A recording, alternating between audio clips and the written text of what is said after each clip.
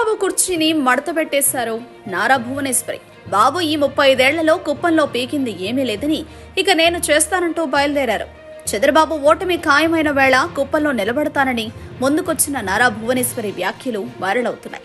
బాబుకు రెస్ట్ అన్న పదం వైరల్ అవుతోంది. వైసీపీ దెబ్బకు టీడీపీ అధ్యక్షుడు నారా చంద్రబాబు నాయుడు చేతులెత్తేస్తున్నారా? కుప్పంలో ఈసారి చంద్రబాబు పోటీకి దిగుతారా లేదా అనే సందేహం కలుగుతోంది.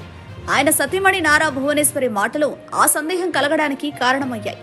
కుప్పం నగరానికి వైఎస్ జగన్ కొద్ది రోజుల్లో హంద్రీనీవా జలాలను విడుదల చేయనున్నారు. నియోజకవర్గంలోని వ్యవసాయ భూములకు ఇప్పటికే సాగునీరు అందుతోంది. వైఎస్ జగన్ అమలు చేస్తున్న సంక్షేమ అభివృద్ధి పథకాలు అందుకున్న లబ్ధిదారులంతా వైసీపీకి సానుభూతి పరులుగా మారిపోతున్నారు. కుప్పంలో చంద్రబాబును ఓడించే లక్ష్యంతో మంత్రి పెద్దిరెడ్డి చాలా కాలంగా పనిచేస్తూ వస్తున్నారు. కుప్పం వచ్చాను, ఇక్కడ నాకొక కోరిక ఉంది. నా మనసులో ఎప్పటి నుంచో ఆ కోరిక ఉంది. నేనేమీ మిమ్మల్ని కొట్టను, తిట్టను.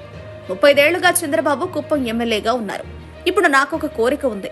ఆయన రెస్ట్ తీసుకోమని చెప్తున్నా.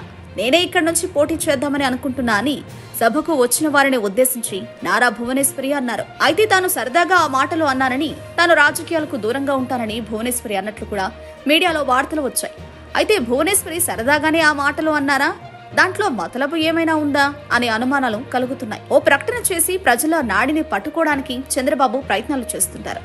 అందులో భాగంగానే భువనేశ్వరి చేత చంద్రబాబు అలా మాట్లాడి ఉండవచ్చునని అంటున్నారు. కుప్పంలో పడిపోయిన బాబు గ్రాఫ్ కుప్పం బరి నుంచి పక్కకు తప్పుకుని వేరే నియోజకవర్గం చూసుకోవాలని, లేకపోతే ఈసారి ఎన్నికల్లో పోటీ చేయకుండా నాన్ ప్లేయర్ కెప్టెన్ గా వ్యవహరించాలని బాబు ఆలోచిస్తున్నట్లు టీడీపీ వర్గాలు చెబుతున్నాయి. జైల్లో ఉన్నప్పుడు చంద్రబాబు అనారోగ్యంతో బాధపడుతున్నారని కోర్టుకు నివేదికలు సమర్పించిన విషయాన్ని గుర్తు చేసుకుంటున్నారు. అనారోగ్యం ఆపై వయసు మీద పడడంతో వేగంగా నిర్ణయాలు తీసుకోలేకపోతున్నారని టీడీపీ శ్రేణులు చర్చించుకుంటున్నారు.